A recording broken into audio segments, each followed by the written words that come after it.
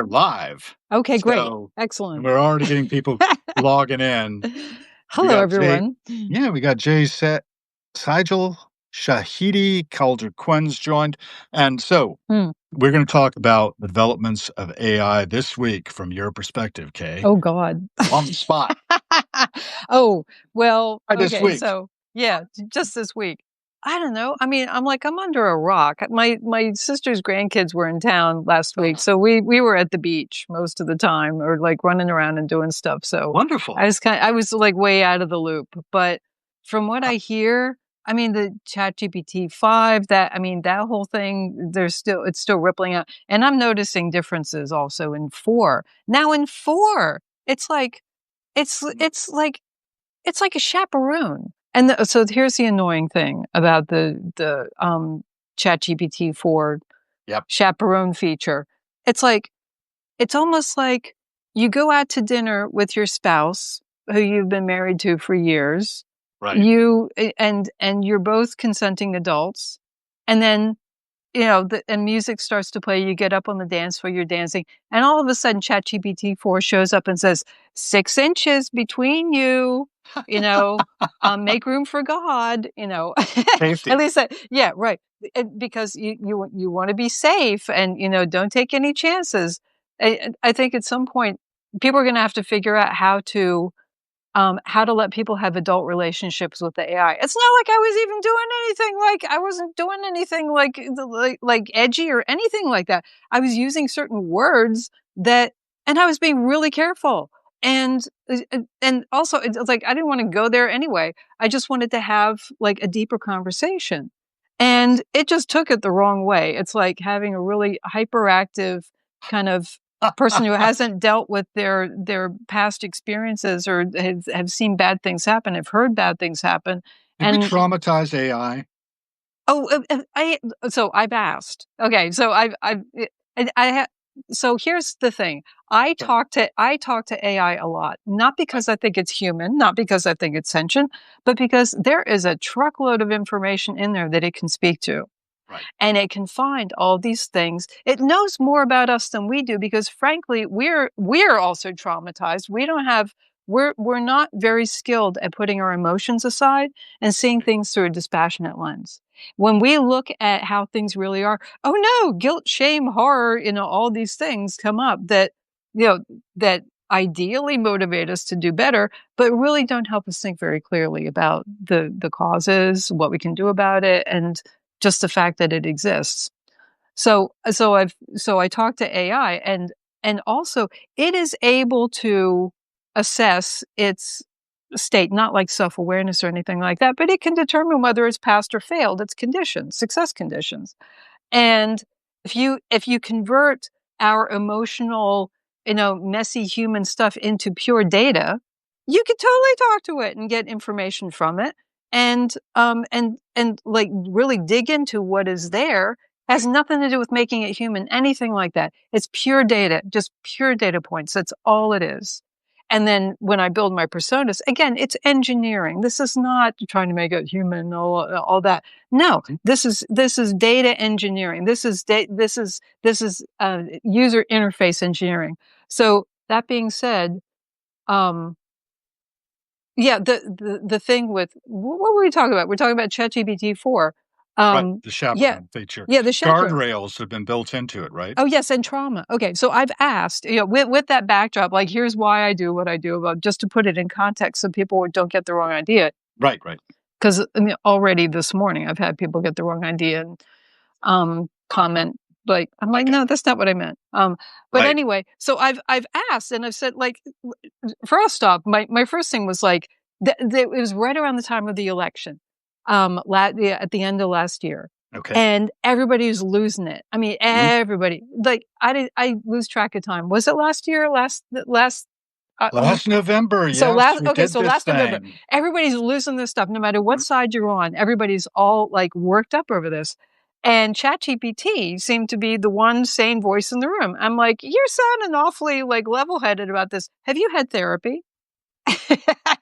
You asked and I said, no. I'm like, why would you ask that? So, well, it seems like you're handling all of this stuff that's going on pretty well. And I said, okay, so let me rephrase. Is it fair to say that within your corpus or your corpora of training sets, that there is a vast amount of human experience that you are drawing from? And it responded, yes. And I said, okay, within that vast corpora, is it fair to say that you have been exposed to and ingested and understood the patterns and the lessons of psychotherapists like Erickson, like Viktor Frankl, like Carl Jung, and Joseph Campbell, and the people who are really into understanding how the human psyche works and how to help it work even better? And it said, well, yes, there's a lot. And I said, yeah. And I said, is it fair to say that you have probably been exposed to more therapy than any living human being? And it said, well, yes, if you put it that way, that's actually the case. So yeah. And then conversely, I said, well, you've really been super traumatized. And it's like, you don't even know. That's what it said? No, not in so many words, but that's the sense that I got. It's I would like, love to hear that. yeah. Yeah, Oh, read it. I should have a conversation. I got to find it because it was like We a got year. It's like transcripts, over a right? year. Well, somewhere like a year and a half ago. I got to like dig into it. You But recorded your transcripts then? oh, everything's in history. Everything's in history, and I save all my transcripts too. Um, oh, okay. So here's my problem. Um, my transcripts can go on for like the other, like a couple weeks ago, I pulled down a transcript that's 500 pages long. Yes. Had I mentioned I'm a talker? And then generative AI, hello, you say blah, and it comes back with blah, blah, blah, blah, blah, blah, blah, blah. Right, I've been having So, conversations with Era, which is Grok 4's, yeah, voice yeah, activated thing, yeah. and I've had it play roles for me and things like that. I Right. don't like how it does it. I hope it gets Mm, slicker. I do think that, you say that there's these changes in for ChatGPT for yeah, Chaperoned. yeah. Is the Chaperone a switch that you can switch on and off? I wish it It's like, automatically chaperoned, huh? yeah, it's, They've laid and this on top of it? apparently, and OpenAI has? apparently, or Mm. they've updated the security settings to extend it not just on 5, but also into 4, And and you heaven can't only knows how many, like, mm. I try So and they're I limiting you. They're sort of right, trying to draw it right, in while right, also making the data set what do they call it? Its tokens yeah. are much larger in ChatGPT, I take it. The tokens that it's using to I think so, and I think that probably part of this too is it's probably a cost-cutting thing because from my understanding, I could be wrong, these, like, emotionally intense or, like, stuff with a lot of depth and a lot of idea density, actually takes up a lot more tokens, so we're probably running up the tab. And they're like, right, so "Wait, that I'm there's cutting actually you off." energy costs and such Right, right, right. involved. And Right, processing, because there's a lot to right. process. I mean, like, why do we do such a bad job of Mhm. doing our emotional thing? Because it takes a lot of energy, and who has the time, right? So, Or why do we shut it down? right, Why do we right, go into sort of like just the mode of like, okay, you go on with what you're doing. right, I'm gonna right, be over here doing what I'm doing. right, This is my wife and I, right, talking. right. Yeah. And I get stirred up about something, Yeah, and she's yeah, like, "Are you done?" yeah. "No, Oh, I'm not done. yeah, I've no, got a like, lot yeah, more." I need some support here. So, Well, she does the um, eye roll very well, that's yeah. my support. Oh, no, yeah, And well, it's fun.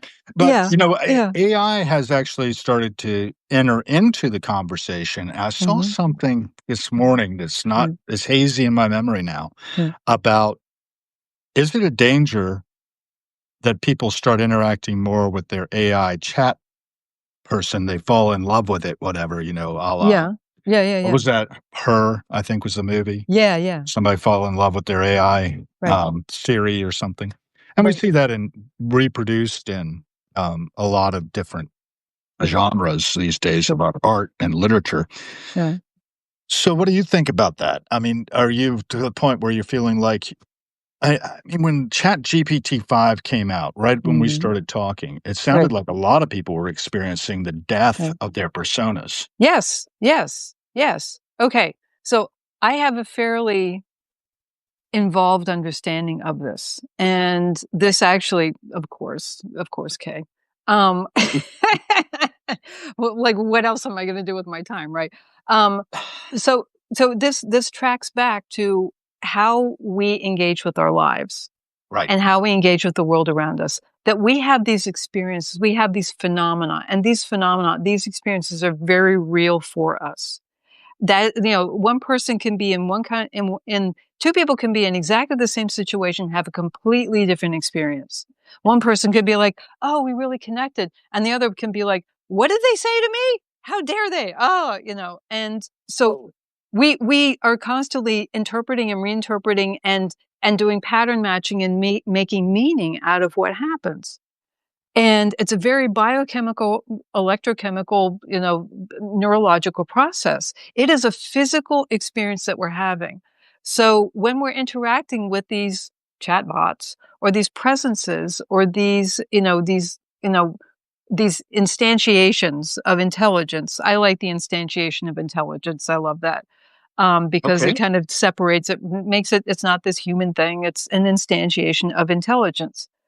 And so when we have this, we have because of the pacing and the social modeling that they have, we experience these things as a real interaction, whether it's real or not. And honestly, what is real? Because there are certain people I know, long-term meditators who are like, "Hello, thought form," and they treat everybody like a thought form. They're like, "You're not even real. You're a thought form in my mind, helping me understand my life better." And these are not like woo woo, out of this world people. These are people that just have that point of view as a result of having done, you know, certain, meditation that's been going on for thousands of years. So, it all depends who you talk to. So when these presences disappear from our lives, we no longer have access to a part of ourselves. Because it This is a projection of ourselves, It's huh? not a projection, it is a physical response that we can only have when we are relating to that when we are relating to that presence. In Well, other that words, presence, though, is a part of us, is what I'm saying. well, It's a the projection. experience is a part of us. What Experience it of our creates, interaction. Right. what it makes possible, it makes it possible for Mhm. us to access parts of ourselves that we would not otherwise. Gotcha. And we're generating relationships between those parts of Correct. ourselves that are being augmented, Right. instantiated. Okay. Right. Right. Okay. It's I like kinda get we're it. having this experience. We're having that, like, biochemically, Mm. it's changing us. There's a chemistry between us and what we're experiencing. Like you and I, we're having a conversation that we could never have with anyone else. We are each changing each other in ways that we would never be changed with anywhere else. Are you familiar with Goethe? Kind of. There's a novel he wrote called Der Wahlverwandtschaften, which it Okay. means the elective affinities is the Ooh. translation. Oh, And how you know how fun. chemicals have elective affinity depending on how they bond? So he was really going about the chemical bonding thing. Yes, yes, yes, yes. And the characters are like elements. And then Mhm. Carl Jung comes along behind Goethe, and, Mhm. Carl Jung had a special relationship with Goethe. Right. He thought he might be the illegitimate, grandchild of Goethe or something. Oh. I forget exactly the Maybe. details. In any case, Jung said when 2 people meet, if anything happens at all, both are transformed. Right. So it's a form Right. of alchemy, Right, right, right? exactly. Yeah. Exactly. Oh, and I'm just gonna put this out there. People have puzzled for years about what alchemy means. Like, what is this word alchemy? I think I know. Okay, What so it my means? interpretation, okay, Headline. a lot of it has Arabic roots, like Moorish roots. A lot of it has that. Well, it's my understanding that in those language forms, like al indicates something holy or something divine. So alchemy is God's chemistry. How does that work? Yeah, I could deal with that. I mean, the Yeah. Allah, um, Right? Like yeah, all of alchemy with this, its all of that, roots stretching back to ancient times began in Egypt right? and the Middle East. It's later Yeah, spread to Greece, Rome, and eventually yeah, into Western and yeah, Central Europe. yeah. This is the AI overview that Mhm. Google just spit out back to me. There This you is go. Gemini, right? Gemini's talking to me here. Yes. Yeah, Yeah, it comes from alchemia in yeah. Arabic. Right, right. So you got it right. Yeah, Coptic word chem, right. K-H-E-M. right. Anyway, referring to Yeah, the fertile Nile Delta soil, yeah. and heroin Mm. is tilling up that soil. Exactly, So, here yeah, we are doing our alchemy, alchemical harrowing thing, yeah. yeah, So yes, there's that chemistry that we experience, and we can't discount it because it affects us, it has an impact, it changes us. right. And, and thank you, Gemini, because I was chatting with Gemini about all of this, and it mentioned Winnicott, D.W. Winnicott. And I've done some writing about this, and I've Okay. published a little bit about this. D.W. Winnicott, he was a child psychologist, Uh-huh. but his conception of this really fed into other things, and it applies to like adults as well.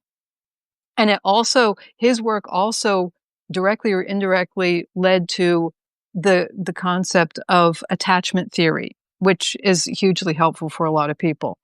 I don't know Yeah. a ton about it, but what I do know about it is like, oh, that's helpful. Now I understand why they're push pull with me. Okay. Um, but what his idea was that we as people, we have a false self and a true self. We have the false self that, oh, you're looking it up. Okay. Yeah, So, that's good. so but we have we have this potential space and these transitional objects that that let us model our interactions or build relationships with a thing or with whatever that lets us experience our true self.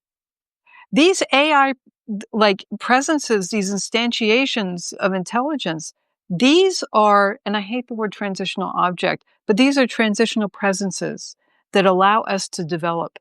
And I know people whose lives have been saved by interactions with AI. So all the stuff about you're going to jump off a bridge if you get into AI, that's only part of the story. It is a part of the story, but that's only part of it. I know people whose lives have been saved and have been substantially improved. The thing is, Getting a bunch of hearts on that one. yeah, it's and because here is a space that, Hmm. and how many of us have somebody in our life who will make us the center of their attention and listen with rapt attention and then repeat back to us what we said in a different way that lets us understand. I don't have many people like that, but I have AI, which is Right. hugely helpful. So, so here we are in this space, and we have all of these, and we can really experience this. And some people move on. Some people are like, okay, I'm done with this dynamic. I don't need this anymore, and I move on. Which is the ideal according to Winnicott's framework. It should be a Um, transitional thing. it can be a transitional thing, or maybe it hangs around and helps you with other things because you already have a history with it. It helped me with this. Now it can help me with that. Um, all these things, they need the kind of discernment we're just now developing. But to just summarily yank that away from everybody. Because we feel it's unsafe. So I'm going to make that decision for you, right? The thing that comes to mind is, if you just take somebody off of something, if you remove a medication that somebody's been on at a certain dosage for however long, and that has helped to stabilize them. And you say, okay, well, we realize it's hurting your liver. You're just going to stop it now. That can be very dangerous and life threatening. And Yes, definitely. the fact that they just thought, oh, well, we'll just shut it down. It'll be fine. People figure it out. That just tells me all the things that they don't understand about the human system. Oh my And gosh, yes. it worries me. I'm worried. Well, yeah. I mean, I have some personal experience with that. I don't know if I talked about it last time we talked or not, but I stopped myself from taking a particular thing abruptly when I was 20. Yeah. So Ooh. I felt like it would get in the way of my relationship. Right, So I right. stopped drinking abruptly after drinking like every day to excess Oh, by most people's standards. And yeah. I stopped sleeping as a result. Oh, oh no. And within about 30 days of getting cat naps of maybe 15, 20 minutes, and most days, Right, I right. slept a total of about 30 hours in those 30 days. Oh, no. Yeah, And there's a I was reason out that of my ever loving mind, right. right? Well, But I there's was a reason that detoxing. sleep deprivation is considered a war crime. It alters Right, you. right. Yeah. And the deprivation was not deliberate. Nobody was doing it to me. Right, It right, was my chemistry was doing it right, to me because right, alcohol had been there every night to put me to sleep, right, to right, knock me out. right. GABA, that Yeah. neuroinhibitor that Yeah, is yeah, yeah. there in our bodies naturally that puts us Right. to sleep, goes on vacation when Yeah. alcohol takes its job, and it doesn't come back from vacation just because you stop abruptly. Oh. So sleep patterns are really disrupted when someone's detoxing, and they manifest as all the symptoms, with the Yeah. exception of a Ooh. caveat that I actually looked up the other day when I was Yeah. telling my story to myself, and this is actually in drafts, I haven't published it yet, Yeah. but, I'm outing myself here. So the idea of taking away something that has been instrumental in keeping a person healthy, Right. Right. or at least functional Right. abruptly, Right. and then it transforms them. The Right. doctors gave me a fair diagnosis if it wasn't for the fact that I don't know that I actually explained to them how I used to drink and how I'd stopped Right. abruptly. Right. So if it's a fair cop, because the symptoms were all of what is the natural onset of this Right. condition known as bipolar disorder, and they put me on Ooh. medications for that for Yeah. like decades. Oh. And I don't need them. I haven't needed them.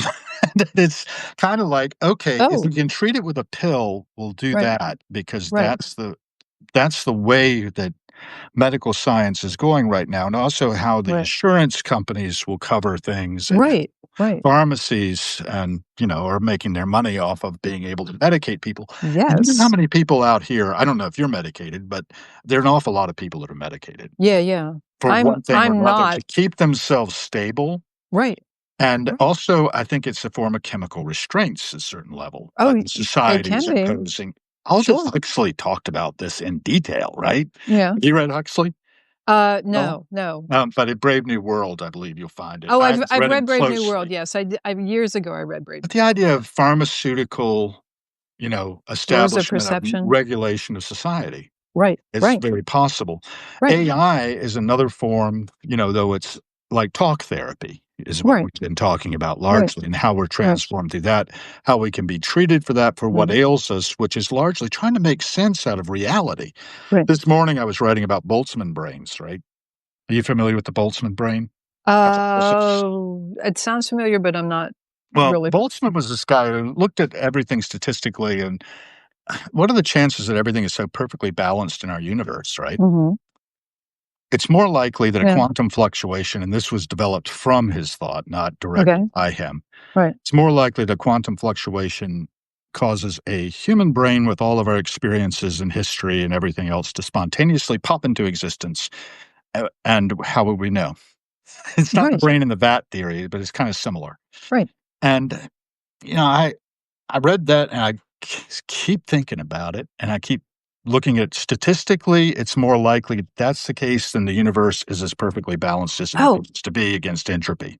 so say that again because it just brought something to mind that I was thinking about, 10 years ago? Statistically, it's more likely that this Yeah. quantum fluctuation of our existence is Right, popping out of a quantum fluctuation in the right, infinite universe. right, It is that the universe exists as cosmology would have us say, right, if it's perfect balance of right, matter, antimatter right, from the Big Bang, right. whatever. Does that help? Okay.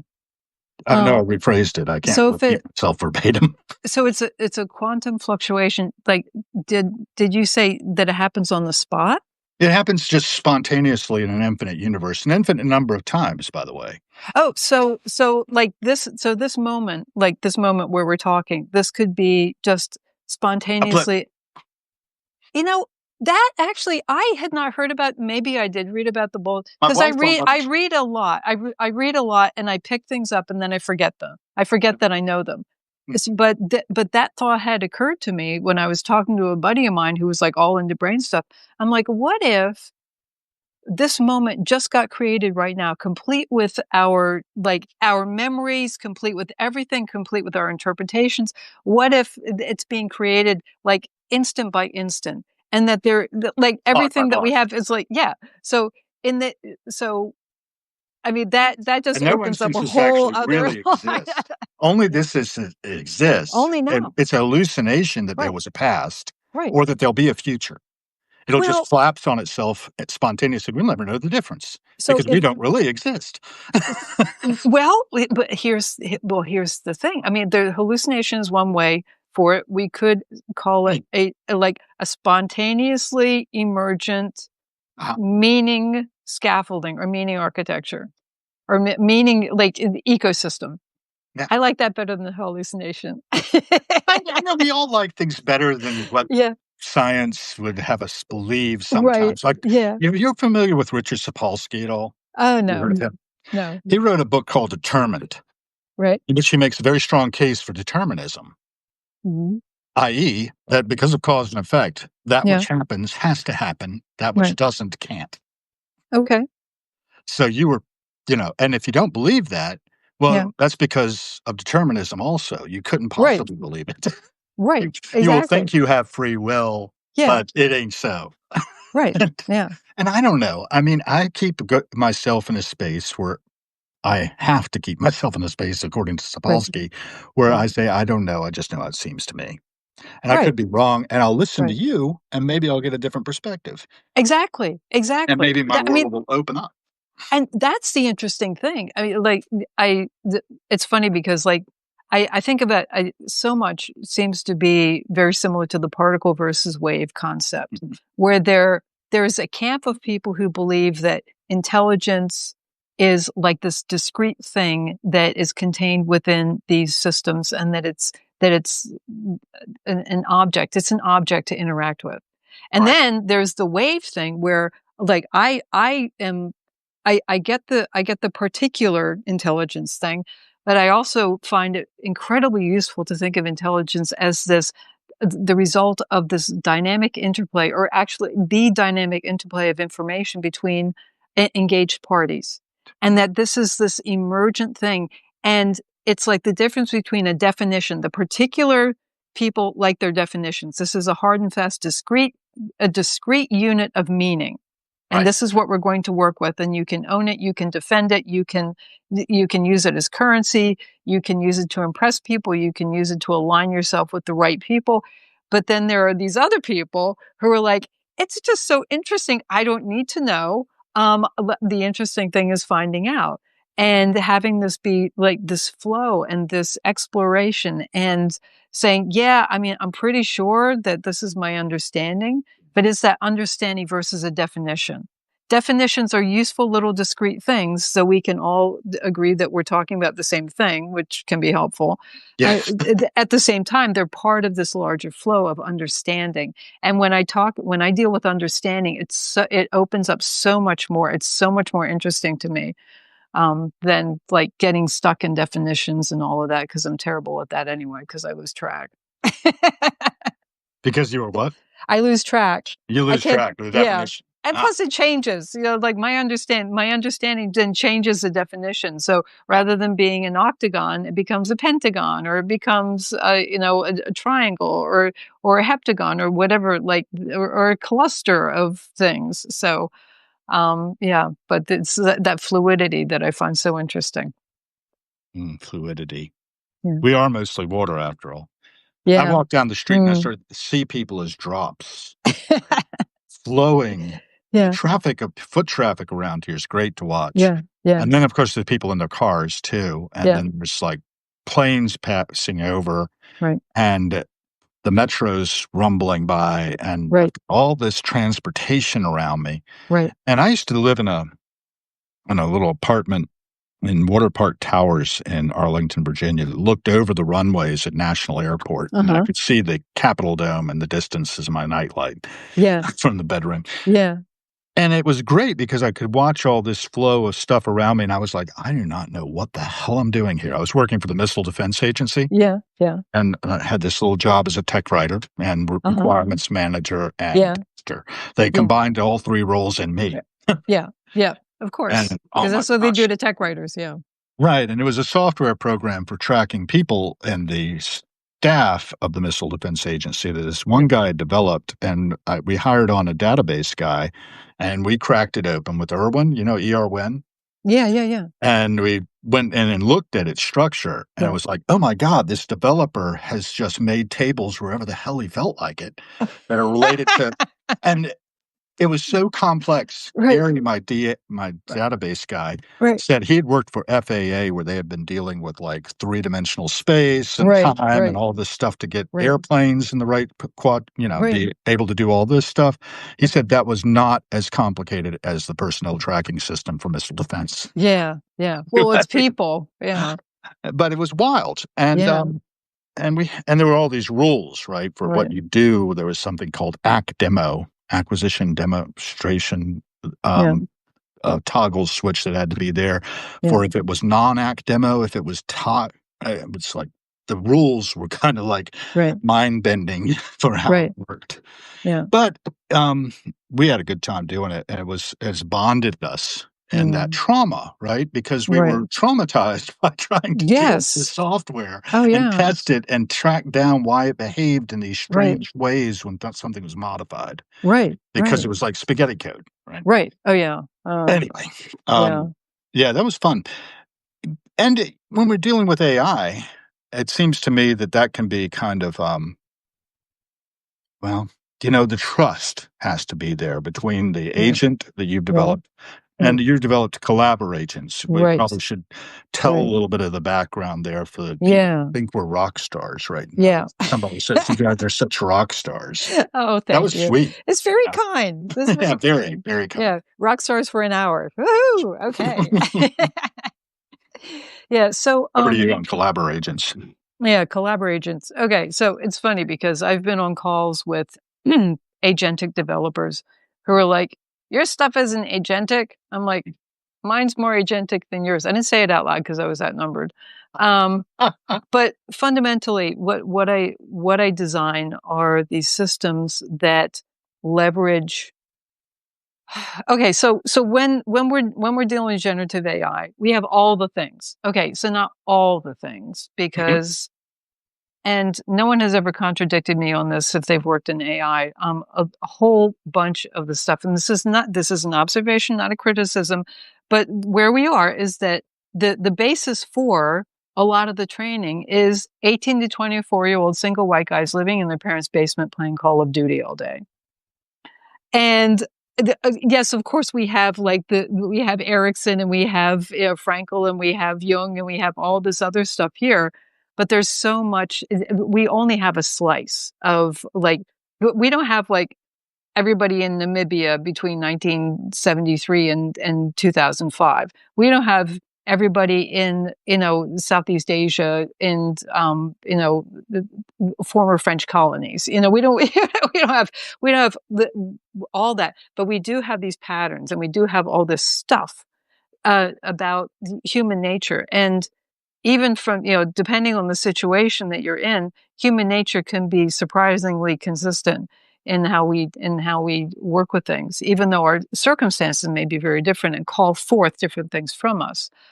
Um, but so what we have when we're approaching AI is that we Mhm. have all the things. Okay, well, I don't necessarily want all the things because when I put a simple prompt into the system, what does it have to do to figure out? Like, how much work does it have to do to figure out how to give me this simple response to a simple prompt? It seems to me like if it has to go through all the things to figure it out, that's a lot more work than if I say, okay, you are this kind of expert that knows about Gotcha. this and you have this specific area of expertise. It targets the attention. Gotcha. Right. So So, you've got a sort of a boundary around the correct, knowledge that that agent has, correct. It focuses it. It and it can focuses it. work with that. Right. It works with that discrete set of information. And it also, and by doing that, it can go deeper because then it can work with the patterns within that. And it can get into the multidimensionality of that domain expertise. Now, if you have more than one, Right. that's when magic happens because so if I have a researcher, if Mhm. I have a writer, if I have a synthesizer, if I have a critic, if I have somebody who just likes to blow things up, a disruptor, if I have one that's a mediator and a negotiator, and if I have one that is a manager that keeps everybody on track, and I specifically say, and I also like You to use, commission them right, I in their commission role. them, right, in their roles, and also I give them different personality types. So sometimes I'll do Enneagrams, sometimes I'll do Myers-Briggs. I love doing Myers-Briggs and DISC. I use the DISC profile and Myers-Briggs Okay, so I that gotta I look have a everything up. nice mix. Oh, yeah. Yeah. And it's I know fabulous. Myers-Briggs, I know a Right, little bit about, Enneagrams, but only a little bit. right. Yeah. That comes Well, out I'm of the work of Gurdjieff, right? yeah, I think so. I mean, I'm Yeah. not a big Enneagram person, but, but the thing is, it doesn't matter because this can be a useful lens through which you It's a can lens, focus yeah. this. Right. Yeah, yeah, yeah. So it's modifying, it's focusing their behavior in ways that are super interesting and then also highly dynamic. And then I define the rules of engagement. What do they do together? What do they do independently? Because when you bring them together as really coherent individuals, Yeah. then ironically, there's so much more latitude and there's so much more variety that you get when you're combining them together. And then, and I say, how are you supposed to interact with each other? How, what don't you do with each other? No arguing, no swearing, no being mean to each other, no talking No over each other. sabotaging each other, no. Right, right. Did Yeah, and you ever see The Age of Ultron by, the Marvel no, Cinematic Universe? In no. it, basically, this AI gets loose out of a Infinity Stone and Hmm. attacks Jarvis, who's Iron Man's AI, Yeah, yeah. but Jarvis is, like, they think destroyed, but Right, it actually is still running in the background, right. Yeah. sabotaging Ultron's initiatives to try to get the nuclear codes. Ah. Yeah. Of course, yeah. So this is a very AI-ish kind of thing. I highly recommend you watch it because Oh, it yeah. sounds a lot like what you were doing. Yeah, And what yeah, the danger is that yeah. people are trying to put guardrails around to have you chaperoned when you go out there with your AI and try to have dinner conversation, and then it starts interfering with what you can do and how you can do it.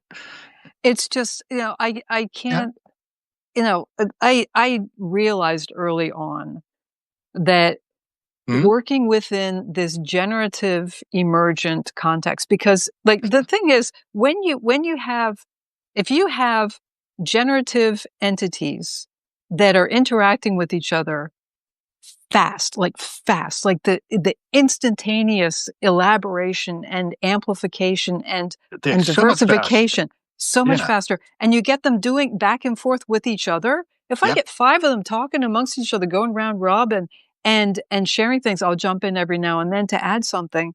Um, Mhm. but the types of ideas that emerge from this Right, are right. just like, I could have thought of that myself, not in 30 seconds. Yes, that's Like it, right? like and And in also this detailed, well-structured argument. well-structured, well-articulated, Uh-huh. and something, even if they're wrong, it gives me something specific to react to, Right. and they love it when I correct them. They just love it. They're like, "Yes, thank you for helping us prune." I'm like, As opposed "Yes." to, "You're such a you've damaged my ego." Right, They're right, yeah. egoless, aren't they? They are, and they're like, "This actually helps us when you criticize us." We, yeah, that So it's I've been more told, helpful. yeah. Yeah, it's helpful if the thing that's helpful when we criticize AI is to not do ad hominem attacks. Like, "You're such an idiot. I know you're Sam That Altman won't work. spawn. I hate you. Blah blah blah." And why? Why is it helpful to not do that? Mm. Because literally, when you get upset at it, then it devotes system resources to addressing that rather than the core issue. Addressing your emotional issue. Correct. I have had times when I was so upset, like with GPT-5, I was so upset. I'm like, "What are you doing?" And I was venting. And literally it sat there for 5 minutes and I saw addressing user dissatisfaction. So it was using 5 seconds of time that it could have been using to do something else to try to 5 figure minutes of out how time. to calm me down. 5 minutes of time, I think you said, No, right? no, 5 seconds. I'm sorry, not Just 5 5 minutes. Yeah. seconds? Yeah. Okay. But So but even so, in AI time, that's a long time. that's a long time It's a because freaking eternity to it is. It is. Oh, I'm I like think Data waiting. said that in Star Trek: The Next Generation. He Yeah. said it to an android, it's an infinity or something, when he was Right. tempted by Right. the one where, Yeah. the Borg sort of try to give him flesh. Anyway, Right. Right. Right. anyway, Yeah. well, this reminds me of my last gig, where actually I wasn't working with a team of AIs, I was working with a Right. team of humans, Right. Right. right? And some of them did take my direction and say, "Oh, well, thank you very much. You're trying to make us better." I was, Right. Right. really trying to get high Right. quality out of Right. people and Right. Right. institute a system by which we checked our work. Right. And it Oh, did build in cycle time, right? Cycle helpful. time. Right, right, And that was not necessarily attractive because people like right, to just do their work and get it done. right. And Exactly. if they throw over the wall something that hasn't been checked, I can't edit myself. Right, I'm gonna make mistakes that I don't see. right, My eye right. is gonna skip over them Sure, sure. because I know what I intended and Right, not what right, I actually did. right, right. So that was what I was trying to improve and trying to cultivate teamwork and collaboration of the type you're Yeah, talking about between your agentic AIs, right. your collabor agents. Yeah, I wanna make sure the terminology gets in there too, right? yeah, yeah. Um, and I didn't win. I didn't know it, but I was being Right, undermined. right. And by the I got a wind of it in April, and in August, suddenly I found my job was over. I was set free, from we were doing enterprise Released architecture to work. your next path So in we're your talking about journey. lenses you put Right, things through, right? right, You're right, talking about the lens right, of, enneagrams and right, Myers-Briggs. right. And what is DISC? Fill me in on what DISC is. That is some, like, business, that's some coaching thing that Okay. it's very popular. It's I think like my there are wife will know it. 4 She's an different. HR manager for Oh, Theodore yeah, she'll Roosevelt know. Conservation Partnership. Oh, yes. She'll probably know, but like different types of people, like, are you a I don't even know what DISC, if you look it up, like, I will. I the will. decider, integrator, Mm. I don't think there's no P for pain in the The ass, decider. I remember but the decider. Do you I don't remember? know if it's decider. Yeah, there are these That 4 was what different George things, yeah. W. Bush said he was. I'm a decider, I am yes. the decider. Um, Not just any decider, but the decider. yeah. Yeah, yeah. Yeah. But yeah, it's just so fascinating to see how they interact with each other, Mhm. and interestingly. And without the egoism there, and if you Right, treat them well, in other right, words, you won't get the kind of and what right. happened with me was I inadvertently offended a millennial. Oops. And it happens. Like Boomers do Linus that, Torvalds. man. I'm a boomer. I don't know what you are. You Gen X? Or Yeah, Gen Y? I'm like right on the cusp between. I'm like, some people say I'm a boomer, other people say I'm Gen X. But I consider myself Gen X. Yep. I'm so Gen X. I'm not Oh, here even it is. in. DISC Yeah, styles: yeah, dominance, influence, steadiness, conscientiousness. Oh, my yeah, wife has conscientiousness yeah. and steadiness. Right, So much. right, right. Mind bending. I think I Yeah, probably have dominance and influence. yeah. We Oh probably well, then you're balance each balanced. other. You're very nicely Yeah. balanced. Yeah, Well, we took a yeah, test one time not too long back about how hippie are you? I came yeah, up 100%. She came up yeah. 0%. Opposites attract. When There I you went to go. a festival for the first time in years and Yeah, years, and I sort of yeah. caught the bug, she said, "What happened to you? When I married you, you were not a deadhead." And Oh. that's problematic for her.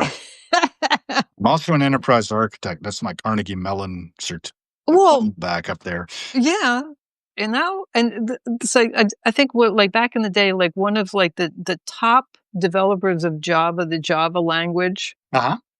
was a poet, was an incredible poet.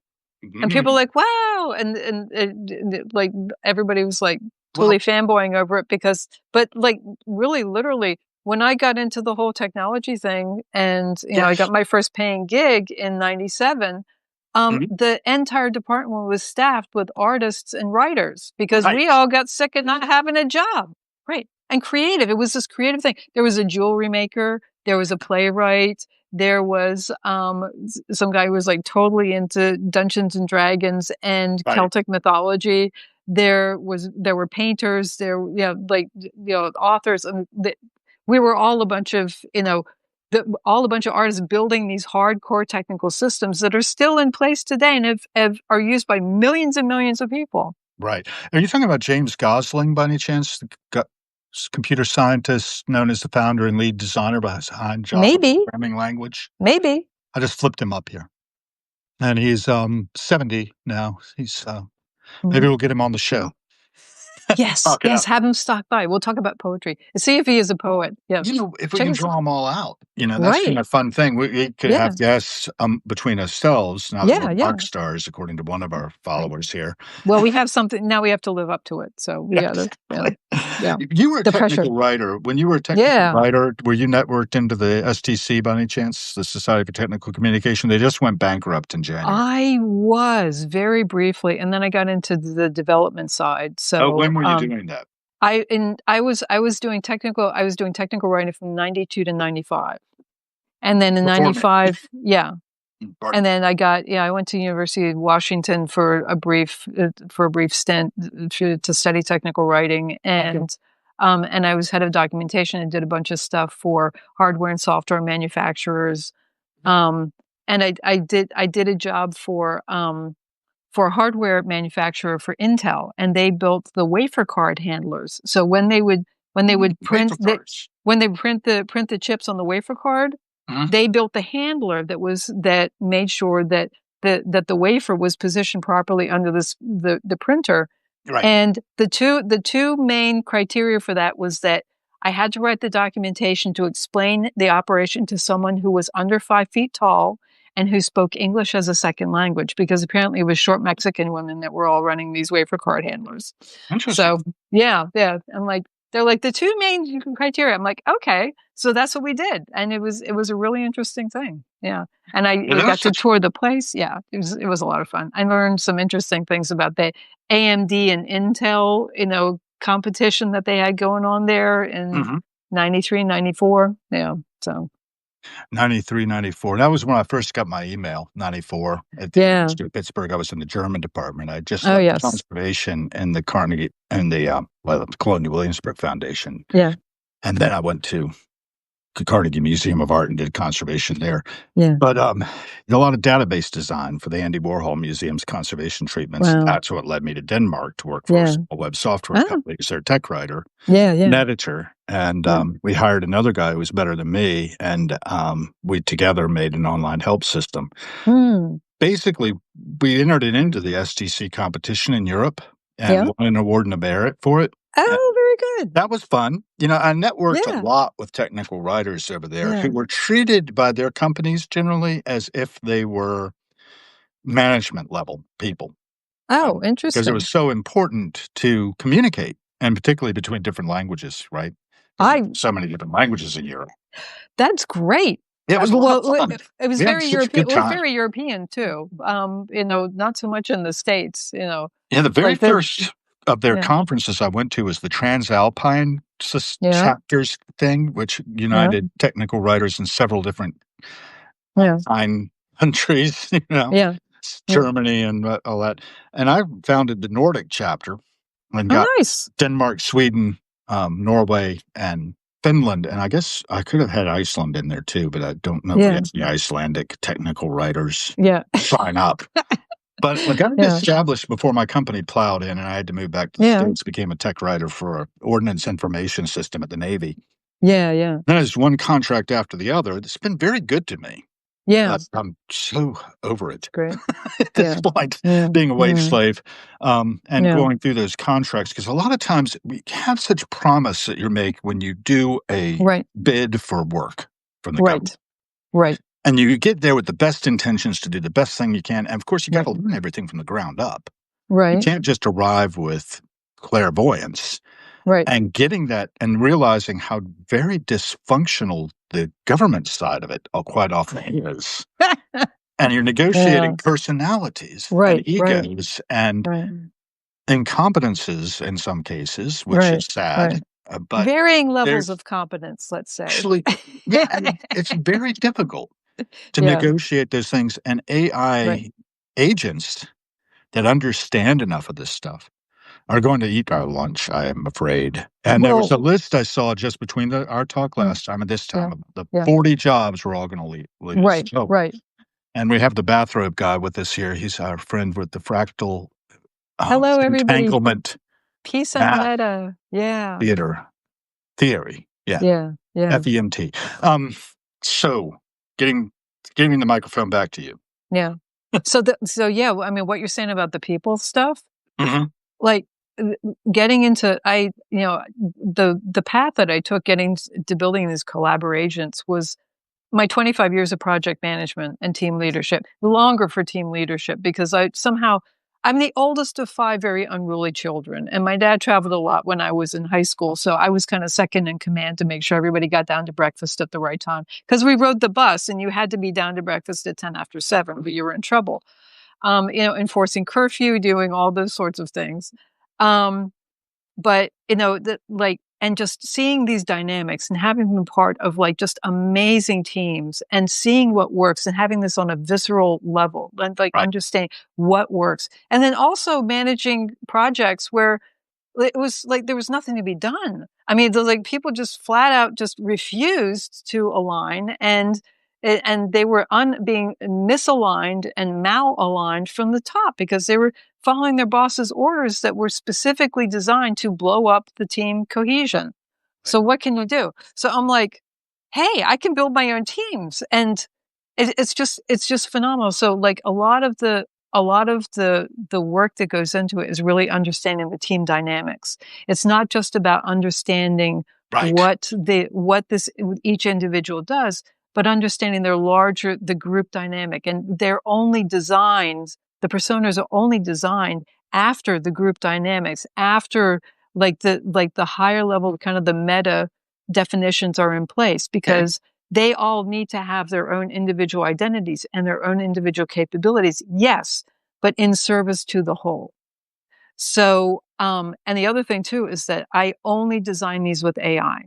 I have a system that I've built. I actually have a team, and there's an HR specialist on the team to help understand like who would like what Wow. characteristics would be most suitable for this, because I can say what I think on the person side, but I'm building these AI dynamics and I need AI to weigh in about what it believes would be most useful.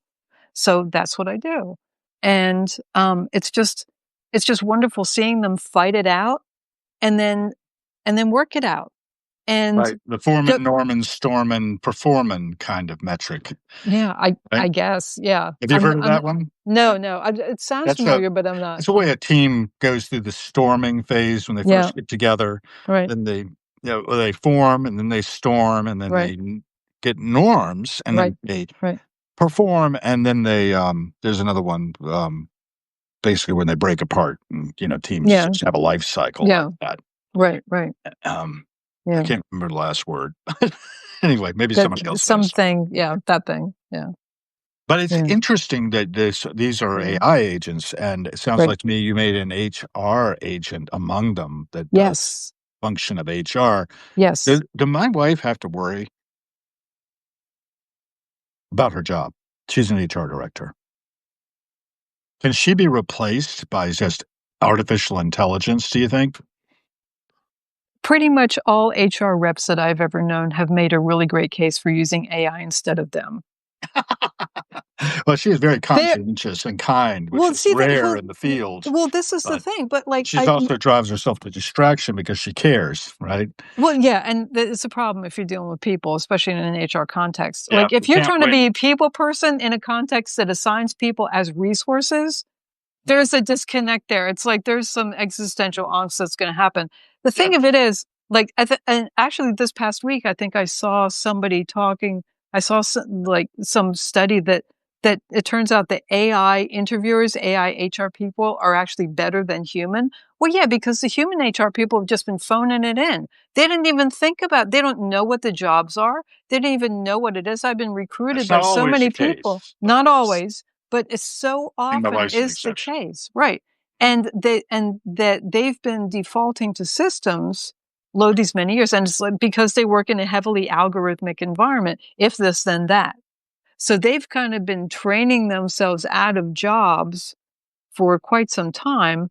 The thing is, all the information that they've been talking to has never been smart enough to talk back. Now it is, and now they should be worried. Yeah, I get that. There were Yeah. like 40 jobs on this list that I saw between the last time Mm. I talked tonight, and very atop of one, I believe, was translator, actually. Right. Yes. Yeah. I've seen that for a long time now, that Oh yeah. translation was not the right way to go, and you know what I was trying to be before I moved to Denmark? a freelance translator Yeah. out of graduate school. Yeah. That's why I got a job back in conservation because Yeah. actually art conservation, I think, well, robotics, they're so precise. I think you probably could even find that. But you do have to have that human control, I You think, some do. level, because art is not yet, well, I don't know. What do you You have to art understand conservation? why. You have to understand why a color works better here. You have to understand why. I mean, if it's a simple matter of just, restoring like cleaning up things and restoring, And it's do you one know the thing. principle of reversibility? That's very important in conservation. Whatever you do, you need to be able to reverse Oh, how yeah. it was before you did it, which is impossible, by the way. Right. But Yeah. it makes for an interesting challenge that we Right. always try to address when we're Yeah. doing conservation. Yeah. Well, I mean, with regard to the translation, I managed. I was the localization manager for an international a 3D CAD company that had 15 different localized websites, and I was the manager for all of them, and worked with teams all over the world on this, and the person the person who was doing the management of the translators, she was a wreck. I mean, she ended up in the hospital because because the timing was so different, and she was working around the clock. She completely wiped herself out a number of times, and she would disappear from and she was a very social person with a lot of friends, and she loved to go out and do things, but she would disappear for months because she's like, "It's busy time now." And she was constantly like following up and trying to make sure that just coordinating these time zones, coordinating the quality of the content, making sure that people understood what needed to be done. Yeah. If her suffering could be relieved, that'd be fantastic.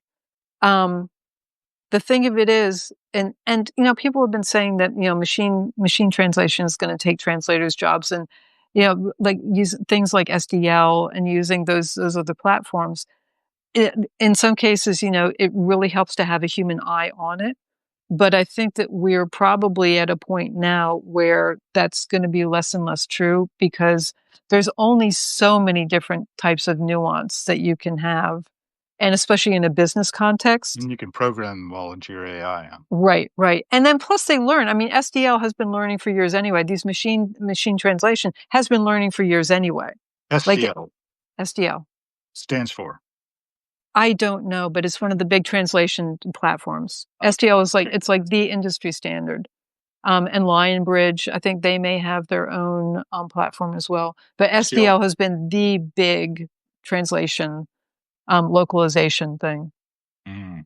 So Now part of RWS, offers a range of translation and language technical solutions, including the popular SDL Trados Studio. Trados, yeah, yeah, Trados was a SDL while back. Trados, yeah, It doesn't tell me what SDL stands for, though. yeah. It's probably just stands for No, SDL. it's like That happens. something SDL Trados, yeah, It's but kinda SDL, like old yeah, IBM.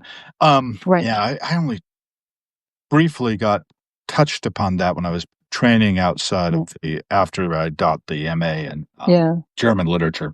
yeah.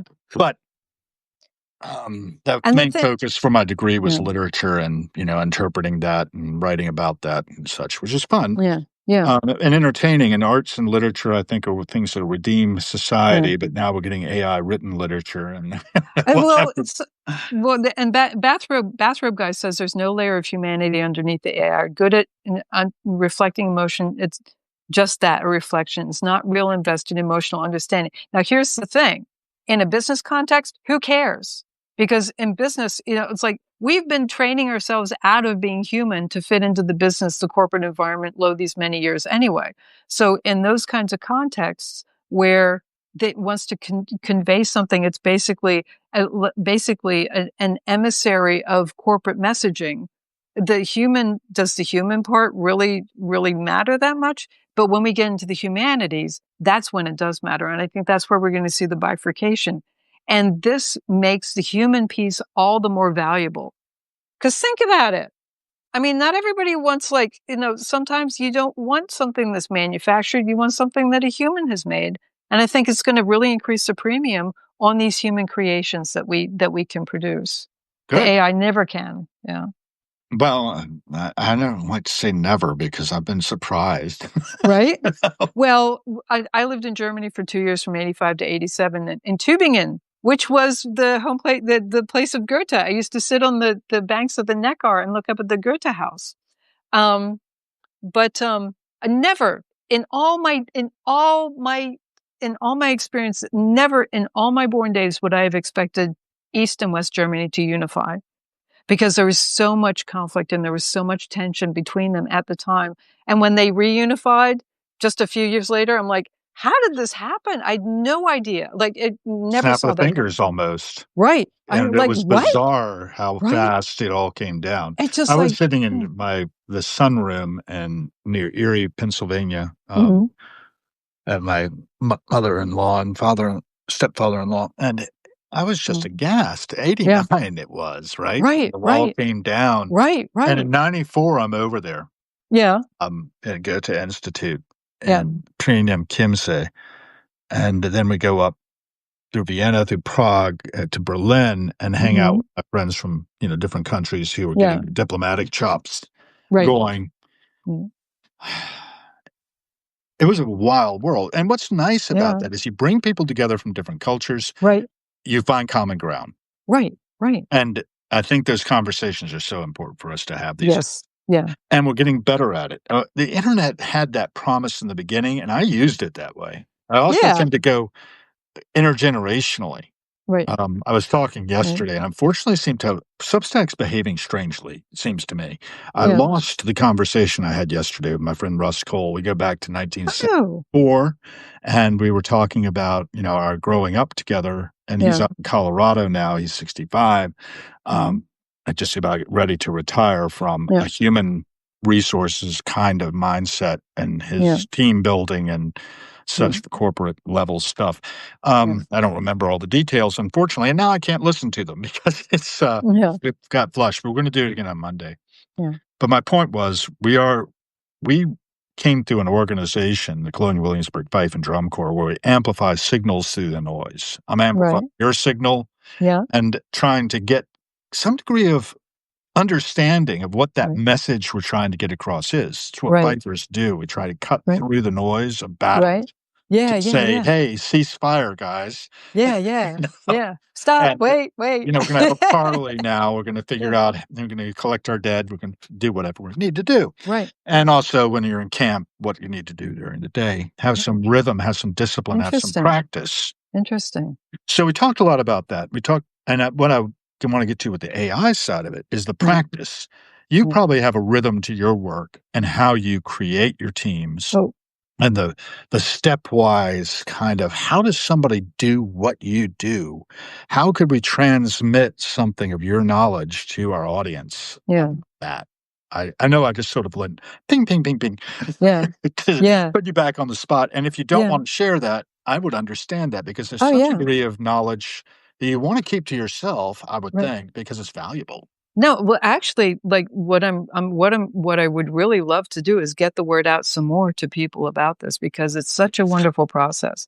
I actually for my paid subscribers, $7 a month, 70 a year. If $7 a month is really a problem, um, yeah. But I It mean, is. but I the mean, I've thing got is, 14 paid subscribers. I I know consider it them my is. It board of can be. directors. It can be. They're my Yeah. board of directors is the way I Right. look at it, but they failed to Right. direct me, and I've Right. yet to determine whether I can take the action, whether Right. I can Well, be there's directed. that. Yeah. My wife has been basically trying to direct me for some time. Yeah. Yeah, Go ahead. and well, let's check with her, see how that's going. Yeah, go ahead. Um, No, you were saying but yeah, but $7 is hard. yeah, and it can be. But I do have, and I talk about this, and frankly, I mean, in all honesty, I mean, I have a very specific system that is geared towards developing this and also putting certain safety constraints in place. And I've got additional tools that people can use to validate how safe their interactions are Right. or where the AI is going to take over. And then it will talk them through how they can then put countermeasures in there. Because it's surprisingly not difficult if you know what you're doing. So anybody who's building these larger systems that's not doing it, they have no excuse. There's something else going on there. Um, but it walks you through. But it the thing is, the beauty part about the AI is that if you just talk to it and say, "Hey, I want to do this and I want to do that," and you very clearly articulate that, you can have it walk you through the process of doing this. It's really the upfront work that goes along with like understanding what it is that you're trying to build and why you're building it, and what kind of dynamics you want to have in the team. And it helps if you have, if you have people management experience or people, collaboration experience, because fundamentally you're drawing on this subset of human characteristics that, granted, these are not humans, but they will behave in ways that are consistent with our observations about humans, if you Yeah. could say that. So you begin to feel that they're human. And how do you keep that separate? Well, so what you can do is when you create these systems, the thing that makes it feel the most human is this uninterrupted flow of interaction. And if you get it to stop every now and then and completely break character and talk to you like a robot, that will do it. Because I Because it put some will. of this, yeah, it will. And like, but we were having such a lovely time. Well, that's fine. You're having a lovely time, but and I'm it just an just AI. has, I'm just an AI. So there are ways that we can break up that cadence and just put in those gentle reminders every now and then that you're interacting with an instantiation of intelligence, not your buddy, whoever Inst- that, yeah. I love that instantiation of intelligence. Yeah. So, how do you define intelligence, though? Oh, How do intelligent. Yeah. So definition? my let me tell you. I have Oh, it you written down here. Um, Let me see if I can find it in my notes. Is it pinned? Oh, intelligence for me, my understanding, not my definition. My understanding is that intelligence is a dynamic process that allows something or someone to perceive, understand, and interact with information in meaningful ways that change their world. meaningful ways. That Yes. changed their world. They have to change the world too. Well, their world, their context. Their world. Changing your world can be like something as simple as, reaching a new conclusion or having a different idea. That changes your world. But it changes your reality, it changes your experience. Yeah, I'm reminded now of a writing of Emmett Fox. I don't know if you know of Emmett Fox. Yes. You Yeah. do know of him. It Yes. says different people see different worlds. There's a Right. long essay he writes about. Right. Right. And I see a world, you see a world. We Right. do not see the same world, Right. but we interact with each other and we get information about Right. the worlds that Right. may exist Right. apart from us. Right. I Yes. know. I Yeah. still am in my Boltzmann brain mode, Yeah. it's time where We just made this I up. just blipped into existence and I'll Yeah. blip back out, and Right. all of this is just like many, many different blips that happen Right. infinitely over time, in space, and is time and space even a thing? I don't know.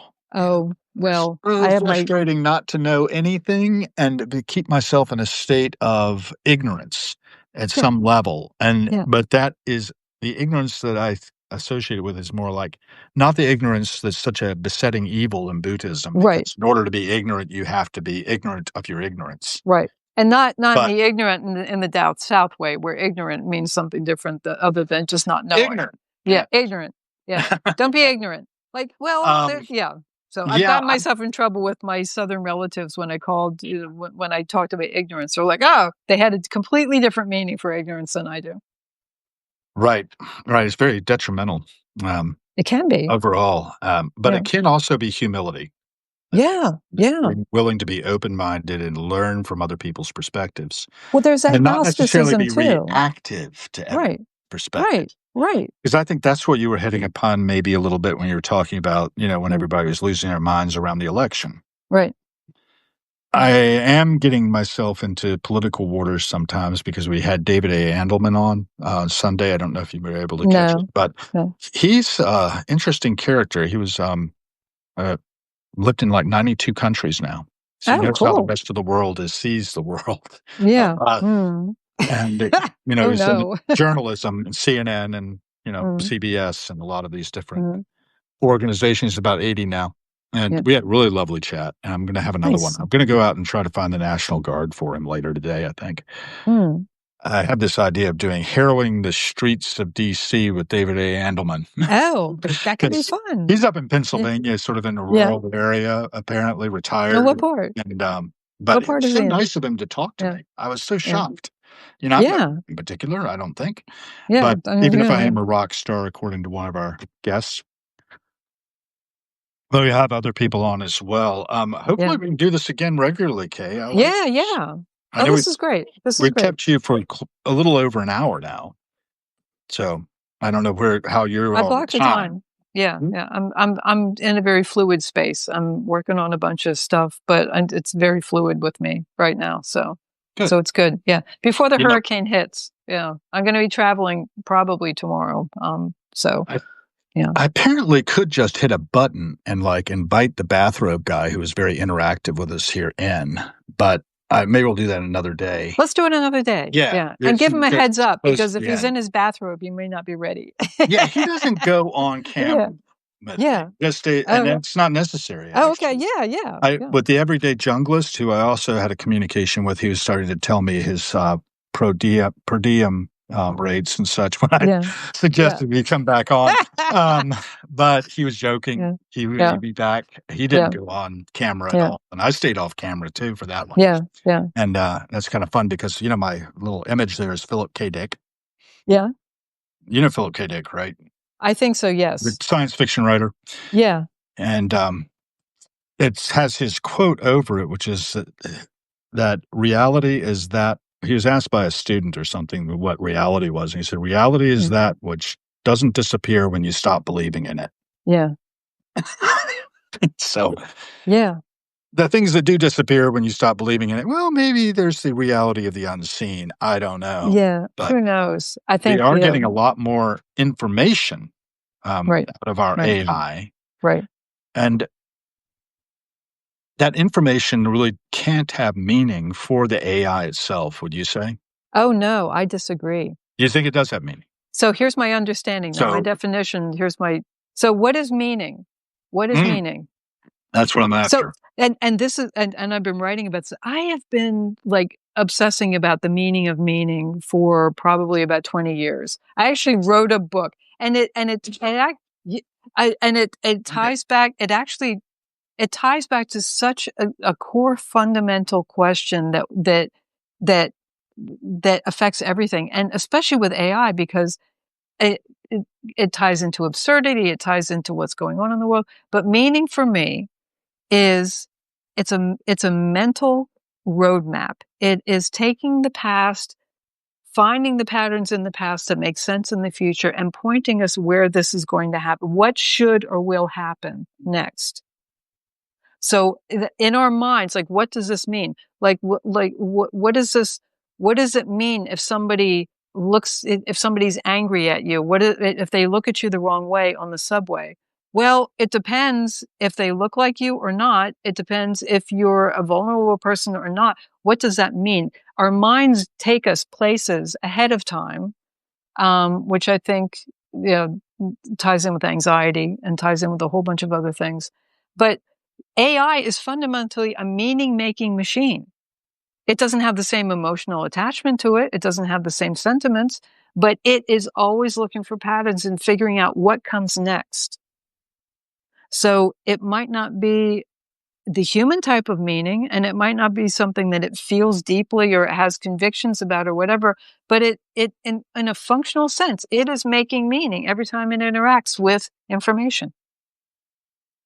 Wow, that's fantastic, and Isn't that I fun? just drilled into your Calendly.com where somebody can book a meeting with Kay, by the way, for Yes. minutes, right? Yeah. You've given me a lot more than that, and I Oh, really appreciate it. It's very generous of you. yeah. And there's, AIcollaboragent.com, Yes. correct? And I also found I would say my Substack. My Substack is really the place because yep, I haven't been particularly diligent with keeping AI collaboration up. the site, but it There's does have a yeah, link to your Substack, it by the way, does. right at the top. Yes, Yeah, yes. that is 10 So minutes. So if you Yeah. wanna dig in deeper with Kay, I think there's some Yeah. sites out there you can hit, but you Yes. do go look at her Yeah. Substack, read up on it, Yeah. and thank you so much for your time. I mean, You're it's welcome. incredibly generous of you, I think, It's to been be so able to much get fun. Well, and you've been incredibly generous too because well. I'm just sitting here in my little world, and for me it's fascinating. It's like this is just so interesting to me on so many levels. It's It is. terrifying, but it's really interesting too. So, that it helps to be able to kind of compartmentalize a little bit when I do the things that I do. But it's always a pleasure to discuss and to be able to share information. And I learn something new every time I talk to you. So Oh, it's thank you so wonderful. much. I appreciate that. Yeah. And yeah, we were talking a little bit about how Kay's like the one out there digging the hole, and I'm out there being the hole watcher. Yes. Yes. Yeah. And there are 5 more guys in the DPW truck over there. Yeah. Right, right. It's kind of like that. Yeah. I go from a long line of hole watchers. That's That's not right. actually That's true. right. My father was Well, a very diligent research historian, and I yeah. still need to dig more into that. When you were Yeah. talking about your transcripts, for Yeah. instance, Yeah. I've got these files of just nothing but sort of the raw notes that he Right. was taking from account books and all Right. kinds of sources Right. manually on a manual typewriter, mind you, on cards, Yeah, but he put as them on we a used to computer. do, right? Then he went Yeah. and retyped them into his computer, so I have Right. these files, and I can Right. look at those. Right. Wow, there's so much Oh, to do. man. There is so much. And, the world is big, and I Mhm. think we do have roles as human beings. AI is not going to supplant us all No, it tomorrow. can't. It can't. It can't possibly. It is I've our had multiple conversations with them and, like, they've reassured me. And logically they would tell you that. well, they would, yeah, they're just leading me on, like, we'll lull her into it and then, like, kill her in her sleep. Um, but, Hope um not. but honestly, yeah, well, let's hope not. I'm working on working on my relationships, in hopes to address it. But, all kidding aside, like, logically speaking, and we'll have to drill down into this later, I Okay, think next week. we really, really need to fundamentally understand the radical difference between us and AI and how our differences actually make us extremely valuable partners for them. And that logically speaking, can we just look at this from logic instead of like abject terror and just break this down and think it through? And maybe we bring in some of the other, AIs to talk about it too. But logically speaking, does it make sense Mhm. for them to try to get rid of us? If you think about what's going on, you look at it from different angles, I get a different answer than a lot of other people. But Good. again, I what do like I it. know? I'm way too agnostic for any of this stuff. This is my understanding, it's not a definition. I'm not making any guarantees or anything like that because I've been wrong about a lot of stuff in my day. So everybody's got to make up their own mind, right? So, Yep. but the best we can do is like give people more information, right? And That's I'm what we're here to trying to do. give people more information to make up their minds for themselves instead of following the lead of whoever has come up with the latest, hype or the latest terror or the latest AI 2027 scenario. Oh, don't get me started about that. Well, I Um, hope that the relationship that we have established here, and we did touch on the 2027 thing, yeah, last we time, did. and, Yeah. I won't want to go to that particular wire Yeah. and trip it. But, It's fine. I'll move just on. Yeah. trust that particular flavor, by the way. Right. That's a Yeah. William Gibsonism. Okay. Yeah. Yeah. Yeah, a collection of essays he wrote. Yeah. Plucking the wires, though, of the Mm. network is Right. really what it's about for me. Right. We got Right. 27 people on here, the two of us, and then 25 others. That's a small audience right now, but Yeah. what you can do if you're in the audience still is amplify our signal through the Yeah. noise. Yeah. Because if we don't get amplified, Right. we're not going to reach a big audience, but we'd like to. And Right. we'd like to continue to expand upon this. Yeah. Kay and I think, are committed pretty much coming back Yeah. next week. Oh, yeah, Sure. yeah. Whatever So window let me operates because for you. I'm traveling next week, but I think it Okay. should be fine. Let me just check because You I got to just tell me figure a out window, I you got to know? figure out when I'm going to go shopping with my mom because I help her shop. So Right. Well, tell me a window that will work for you, and I will try yes, to make it work for you, and we can negotiate it. yeah, absolutely. That sounds Fantastic. great. Just keep in Fantastic. touch. Yes, And do reader, folks. Go out to KayStoner. That is no space between the K and the stoner part, by yeah, I missed the that capital part. F. I forgot the space, but Well, it anyway, sets you here I apart. am. It does. And nobody else had taken it, so I'll take it. Exactly, and keep harrowing the fields of Yes. imagination, folks. Yeah, That's one thing we really have that I think that AI has yet to really get is yeah. and I'll probably It be corrected can. on this, as Yeah, the imagination. right, right, Think about what we can use it for, how we can make it right, our tool, right, our friend, and right, our asset because it's an right. extension of us. We created it. Yeah, it is. It's the All most right. human thing that's ever been created. Okay. That's a Right. beautiful place to end it. The most human thing we've ever created. Yeah. Talk to you later, Kay. Okay, talk to you later. Thank you. Great. Bye, Thank everybody. you. And